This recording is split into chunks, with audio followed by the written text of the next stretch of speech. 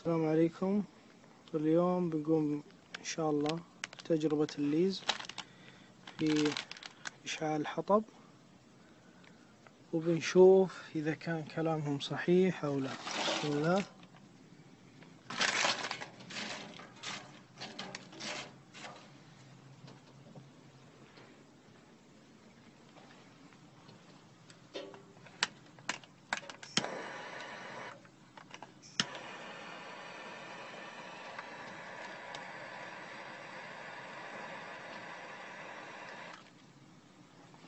بسم الله.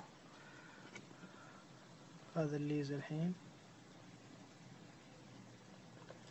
والله انه اطيب من مكعبات البيض ما شاء الله، يقوم بأدائه على أكمل وجه.